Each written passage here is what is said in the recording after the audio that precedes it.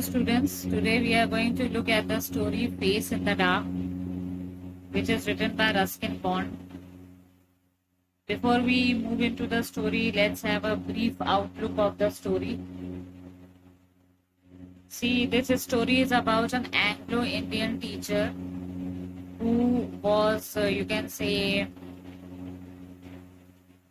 a rational type of teacher, a practical teacher who did not believe in ghost stories, and he was never afraid of anything. He was a bachelor, and one day when he was moving through the pine forest, which created an eerie atmosphere because the sound at that time, the wind was blowing and an eerie sound was being created, when he encountered during his journey a boy of his school in which he used to teach. That boy was having his face hung down, and both his hands were over his face. It seemed as if the boy was weeping. The teacher stopped there, Mr. Oliver, and he asked that boy that what was he doing there and why was he crying. Initially, he did not get the response, but later when he again asked the boy, he raised his face and he was stunned. Mr. Oliver was stunned to look at the face of the boy because it did not have any of the facial features, eyes, eyebrows, nose, ears, nothing was there. It was a plain round face with a cap of the school. He immediately got afraid and he ran crying for help. When he saw some lantern hanging in the way of his running, and he bumped into the watchman. The watchman asked him what had happened and he told him the entire incident. The watchman moved the lantern towards his face, saying that was it like me? Because the watchman also did not have any facial features. The story ends here. That means it is a story with a supernatural touch. And it also tells us that whenever we are sitting in a dark room or we are alone and nobody else is there, sometimes some imaginary things come in our mind. And what happens is that we immediately get some imaginary features, like some figures come in front of our faces, which are not of this real world. So immediately we get afraid. This type of thing has been shown in the story. So now let's look at the story. Mr. Oliver, an Anglo-Indian teacher, was returning to his school late one night on the outskirts of a hill station of Shimla. From before Kipling's time, the school had been run on English public school lines, and the boys, most of them from wealthy Indian families, wore blazers, caps and ties.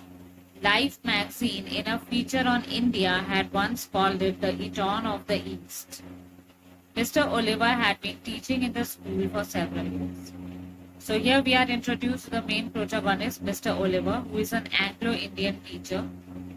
And late night, one day he was returning to his school.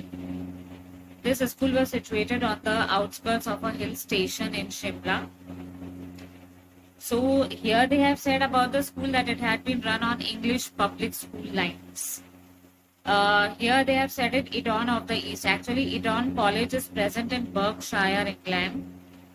And there the fees is so much high.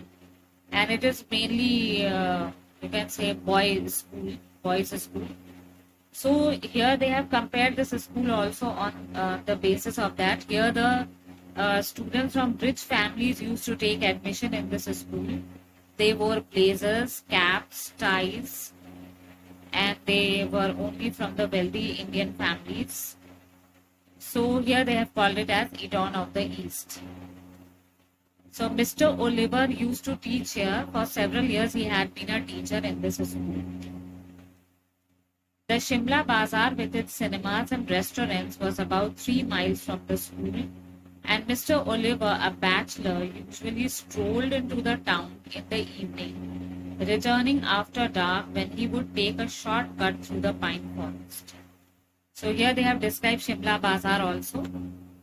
Here they have said that Shimla Bazaar had various cinemas, restaurants, and it was about 3 miles from the school where Mr. Oliver used to usually take a stroll. Stroll means a slow walk. He used to take a walk in that Shimla Bazaar. So Mr. Oliver here has been introduced as a bachelor. He is not married. So in the evening, it was his habitual action that he used to take a walk in the Shimla Bazaar in the evening. And after returning in the dark, he used to take the path of the pine forests. When there was a strong wind, the pine trees made sad, eerie sounds that kept most people to the main road. So whenever there was a strong wind, and that day when this incident had occurred, that day also strong winds were blowing, and the pine forest used to create a sad and eerie sound, so the people used to become afraid. They used to take the main road. Mr. Oliver was not a nervous or imaginative man. So here we have been told that he was a practical person, he was not a fearful person, or he was not an imaginative man. He did not believe in superstitious or supernatural things. He carried a torch, and its gleam the batteries were running down, moved fitfully down the narrow forest path when its flickering light fell in the figure of a boy who was sitting alone on a rock. Mr. Oliver stopped. Boys were not supposed to be out after dark. So when he was moving down the forest path, the torch that he was carrying, in that the battery was running out. It was weak, and so the light was flickering. Immediately that light fell on a boy who was sitting alone on a rock, and the boys of this school were never allowed to move out after dark. So Mr. Oliver got somewhat angry, and he said, "What are you doing out here?" He asked sharply, moving closer so that he could recognize the miscreant. So he moved closer to the boy and he asked him, "What are you doing here?" According to him, he was a miscreant. Miscreant means a mischievous boy.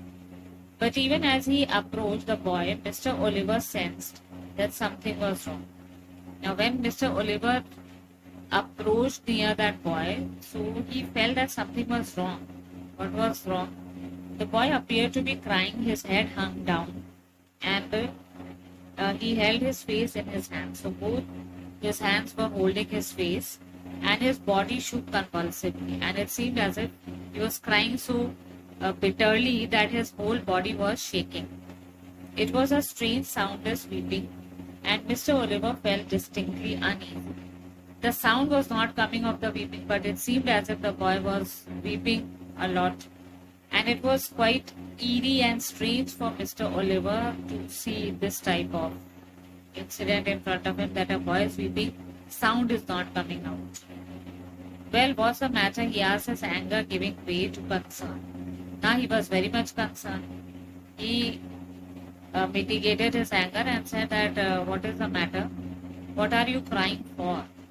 The boy would not answer or look up. The boy did not answer anything, and nor did he take his face up. His body continued to be racked with silent sobbing. "Come on, boy, you shouldn't be out here at this hour. Tell me the trouble, look up." Now he convinced the boy, he said that, "See, you are not allowed to be here at night at this time. So tell me, what is the trouble?" The boy looked up, he took his hands from his face and looked up at his teacher. Now the boy, he removed both his hands, he took up his face and looked at his teacher. The light from Mr. Oliver's torch fell on the boy's face, if you could call it a face.